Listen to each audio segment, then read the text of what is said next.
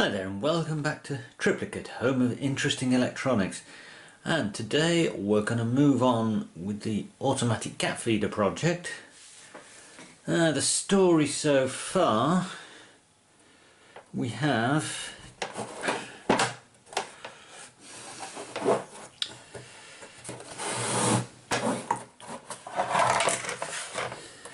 installed a stepper motor in there, which is driving the knob round, and the idea is you set the knob to however many hours you want it to be till the lid flips up and the cat has access to the food, and there you go. Currently we've got it so instead of it going round in 48 hours, it's going round in 48 minutes, so we've got a chance of actually working on it in a sensible time scale. And it does, it goes round in the time it claims on the knob. So if you set it to 40 minutes, you get 40 minutes. We timed that at the end of the last video. The only problem is, if we look at the current draw, it's quite a lot. So we're going to try and reduce that current draw to something sensible in the hopes of actually using a battery to power it eventually, or batteries. So we can see by the helpful LEDs which show which phase of the motor is being driven that the motor is actually being driven all the time. But we don't actually need to do that. Why can't we just move it on one phase, then turn the motor off, and then when we want to move it on the next phase, turn the motor back on briefly? Since we had it running at 20 milliseconds, I believe, per step. So that means we're only drawing a current for a few tens of milliseconds and then several hundred milliseconds between. So we will try and do that. So it's back to coding. Alright now, as I just said, we now want the step time to be independent of the tick time. So now we have a step time, and every time we exceed that, every step time, we call motor next step. But motor next step does not now necessarily step the motor, as we'll see. Okay, and the step time is updated by step time millis. And similarly at the bottom we have, as before, the tick time, but every time the tick time advances, every time tick, which we've set to 700 milliseconds, 732 milliseconds, it calls a new function called motor set steps. The first parameter says how many steps to move on, which is 1 at the moment, and the second sets the step time millis here. So at the minute it's set to 100 milliseconds, so it gives us a nice blink so we can debug it easier for now. And the tick time moves on tick time millis, as I've just showed you. So now if we go into our motor next step, it looks at the steps to go variable, and if that's non-zero, then it does move on one step and decrements it. And in addition, there's the motor set steps variable, which sets the step time millis the length of one step, how long one step lasts, and it also sets the steps to go. I shall have to start using variable names that aren't tongue twisters. So I believe that compiles alright, so shall we see what it does when we run it? So, as you can see, it's not working. It's still putting current through the motor windings continuously. So, why is that? That, I think, is because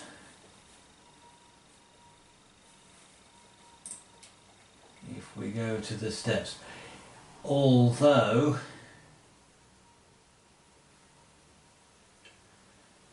we are not moving on, if steps to go is 0, we're not moving on. We're just leaving the outputs set to what they were. So it's just staying on in the last state. So if we are not moving on to the next step, what we need to do is turn all the outputs off. Now, wrong comment, and see what that does.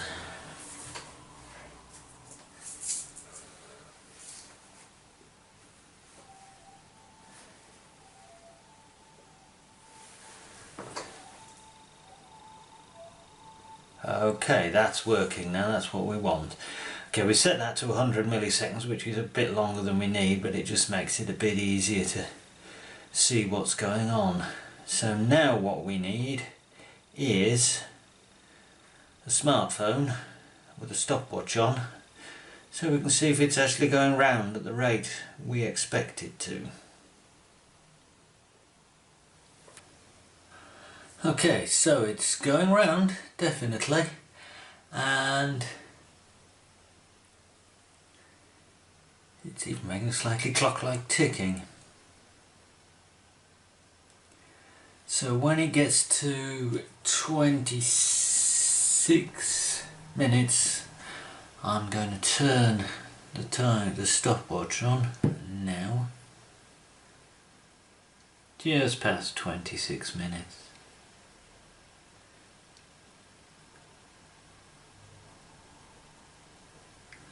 And I'll turn the camera off,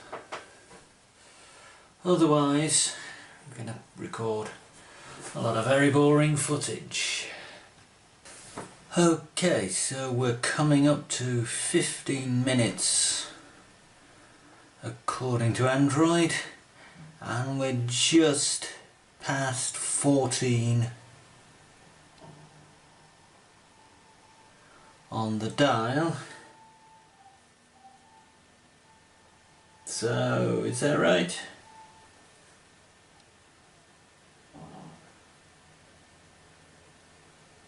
Thereabouts.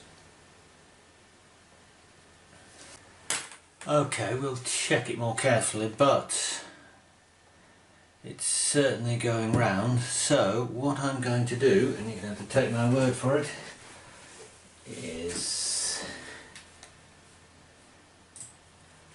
shorten the step time to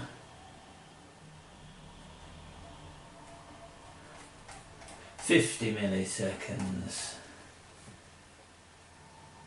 There we go. And see if it still works okay. So that's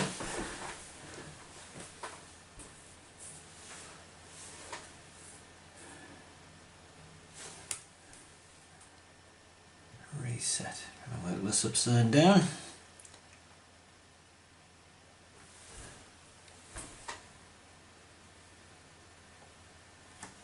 Okay, so it now shows 13.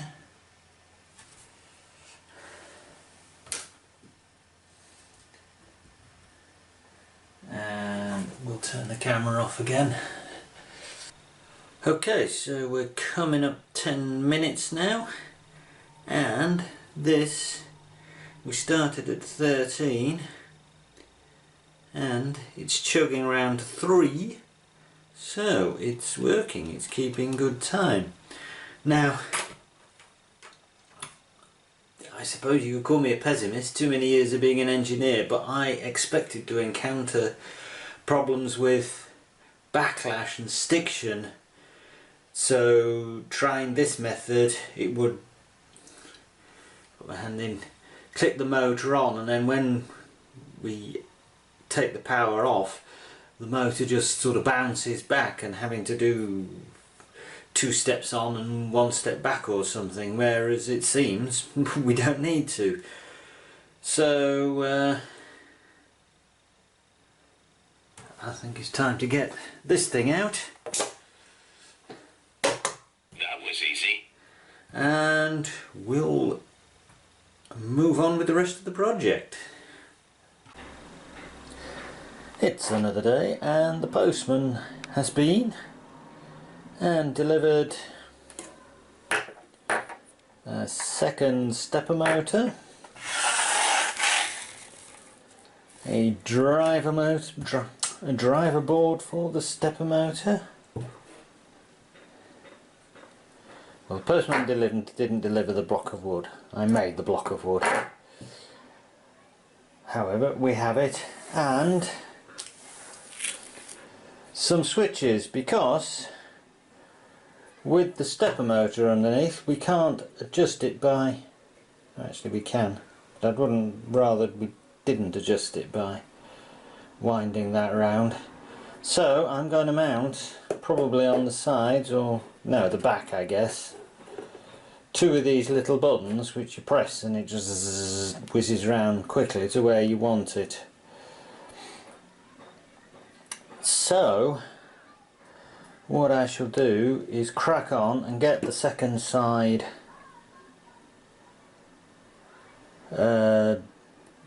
built up, and we'll move on from there. Oh, and I forgot to say, a second coupler. Okay, so I'll turn you back on when I've done some wood bashing. Okay, so here it is, it's all assembled. I just turn her over, try and remember which is the new one and which is the old one. This is the new one, so stepper motor, block of wood, coupler down in there, hole for tightening the coupler screws. Exactly the same as that one, but you'll also notice I've mounted a couple of buttons down there. I'll explain them in a second. Another one there.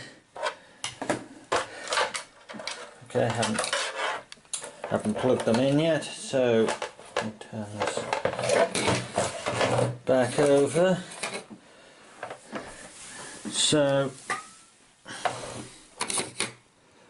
So wired up the same board, the same as the first, 2 ports 4, 5, 6 and 7. Zoom in there. Oh. And ports 8 and 9 go to the switches, and the switches just go to ground at the other end. I've glued the 2 driver boards down to the prototype board here with some of this double-sided neoprene stuff, which I just happen to have lying around. It does the job. I haven't plugged anything in or tried anything or powered anything up yet, and what I'm proposing to do is call it a day here on this video, write some code and come back in the next video, and we can have a look at the code and get it all working and possibly button this thing up and move on to something else. So for now, if you like what you're seeing, subscribe to the channel. Anything to say, leave a comment, give us a thumbs up, and for now it's goodbye from Triplicate, home of interesting electronics.